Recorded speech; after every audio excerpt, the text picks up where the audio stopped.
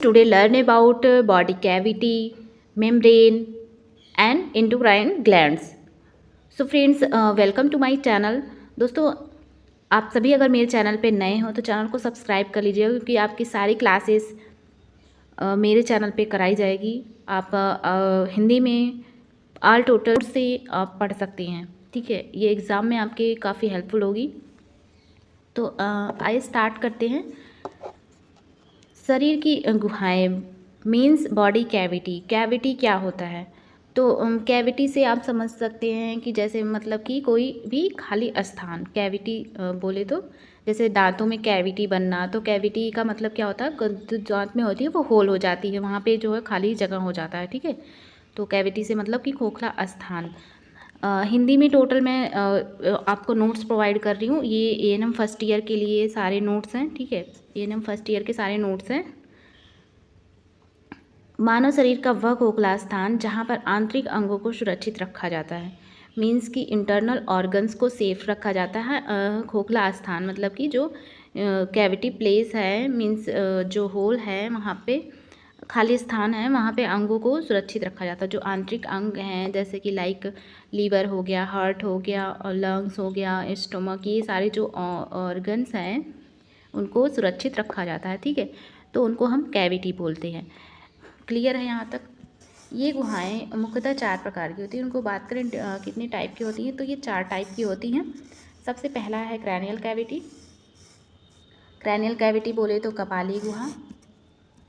Next है thoracic cavity. Thoracic cavity बोले तो वक्षीय गुहा, जिसमें आपके लंग्स, हार्ट आते हैं। ठीक है, कपाली गुहा में आपका ब्रेन सेफ रहता है। ठीक है, एब्डोमिनल कैविटी की बात करें तो उदरी गुहा की बात करें तो इसमें इंटेस्टाइन, लीवर, पैंक्रियाज, स्टमक आपका सब सेफ रहता है। ठीक है, पेल्विक कैविटी की बात करें तो पेल्विक कैविटी में आपके सारे जेनाइटल ऑर्गन्स आपके सेफ रहते हैं। ठीक है, इसको हम अपन डिवाइड कर सकते हैं 2 पार्ट में भी। ठीक है,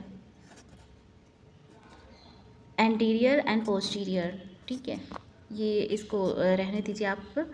इसको ही बस जानिए 4 टाइप के होते हैं। ठीक है, मानव शरीर के आंतरिक अंग जैसे कि हार्ट, 2 लंग्स। ठीक है, ये हमारे हो गए कैविटी। ठीक है, मेम्ब्रेन की बात करें, मेम्ब्रेन का मतलब क्या होता है? मेम्ब्रेन्स मीन्स मेम्ब्रेन सभी में आपने पढ़ा होगा सेल में, और सारे कोई भी ऑर्गन है, पार्ट है स्पेसिफिक, तो उसका मेम्ब्रेन आपने पढ़ा होगा। कितनी मेम्ब्रेन होती है? मेम्ब्रेन का मतलब होता है एक कवरिंग। ठीक है, एक लाइक झिल्ली या कलाएँ हिंदी में बोलते हैं इसको। तो झिल्लियाँ जो होती हैं मानव शरीर के गुहाओं की सतह पर प्रेजेंट होती हैं। मीन्स जो कैविटी होती है, कैविटी के ऊपर ही मेम्ब्रेन जो है ये प्रेजेंट होती हैं। ठीक है, जो ऊतकों के द्वारा निर्मित होती हैं, जो कि टिश्यूज से मिलकर फॉर्म होती हैं। एंड झिल्लियाँ मुख्यतः 3 प्रकार की होती है। मीन्स जो मेम्ब्रेन होती है वो 3 टाइप की होती है। कौन कौन सी? म्यूकस मेम्ब्रेन, श्लेष्मा झिल्ली एंड सीरस मेम्ब्रेन, सीरमी झिल्ली, साइनोवियल मेम्ब्रेन, श्लेष्मक झिल्ली। ठीक है, 3 टाइप के हमारी मेम्ब्रेन्स हो गई, mucus membrane, serous membrane and synovial membrane. अब एक एक अपन बात कर लेते हैं। म्यूकस मेम्ब्रेन क्या होता है? म्यूकस मेम्ब्रेन जो है इसको म्यूकोजा के नाम से जाना जाता है।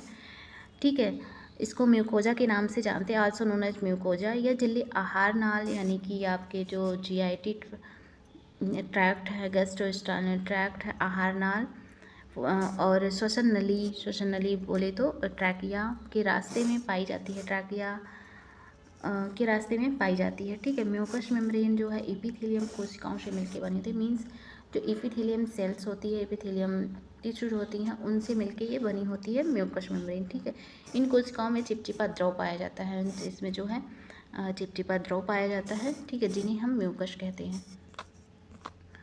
आप देखते हैं श्लेष्मा के कारण श्लेष्मा झिल्ली की कोशिकाएं फूलकर मोटी हो जाती हैं।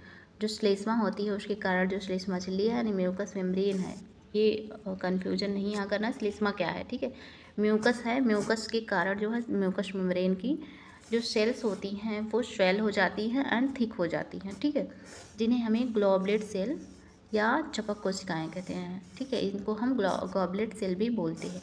गॉबलेट सेल जो होती हैं वो आहार नाल व श्वसन नाल यानी कि जो जीआई है और उसके बाद ट्रैकिया है। ठीक है, इनकी सतहों पर यानी कि इनकी वॉल पर फैलकर सतहों को चिकनी यानी फैलकर वॉल को चिकनी बनाती हैं एवं नम बनाए रखती हैं, ठीक है, सॉफ्ट बनाए रखती हैं तथा बाहरी आघातों से रक्षा करती हैं, ठीक है। ये all about the mucus membrane. Second is the serous membrane. Serous membrane that is known as serosa, ठीक है, आल्सो नोन एज सीरोसा। एक पॉइंट तो अपन ये लिख सकते हैं इसके नाम से ही, ठीक, आल्सो नोन एज सीरोसा। और म्यूकस मेम्ब्रेन क्या था कि आल्सो नोन एज म्यूकोसा, ठीक है, जो कि उन ऊतकों की दोहरी सतह से मिलके बनी होती है, जो कि टिश्यूज की दोहरी सतह यानी डबल लेयर से मिलके बनी होती है। इन दोनों सतहों के मध्य सीरमी द्रव पाया जाता है, ठीक है।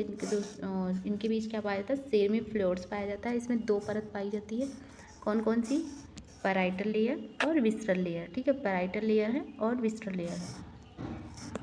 मानव शरीर में जो सीरस मेम्ब्रेन है मुख्यतः 3 स्थानों पर पाई जाती है। कहाँ कहाँ पे, हार्ट की चारों तरफ यानी पेरिकार्डियल कार्डियो, फेफड़ों के चारों तरफ यानी प्लूरा, एंड उदरी गुहा के चारों ओर पेरिटोनियम। इन सभी जगहों पे कौन सा मेम्ब्रेन पाया जाता है, सीरस मेम्ब्रेन, ठीक है। कहाँ कहाँ, हृदय के चारों ओर पेरिकार्डियल कार्डियो, फेफड़ों के चारों ओर प्लूरा, उदरी गुहा के चारों ओर peritoneum. Third is the synovial membrane. Synovial membrane जो होती है, यह मेम्ब्रेन मेनली एपिथेलियम सेल एवं कनेक्टिव सेल से निर्मित होती है।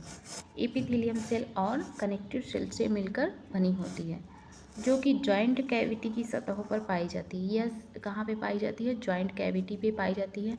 आपने अगर जॉइंट पढ़ा होगा तो एक टाइप होता है साइनोवियल जॉइंट। साइनोवियल जॉइंट जो होता है वो फ्रीली मूवेबल होता है, ठीक है। तो यहाँ पे आप इससे याद रख सकते हैं कि जो ये कहाँ पे प्रेजेंट होता है, जॉइंट कैविटी की सतहों पर, ठीक है।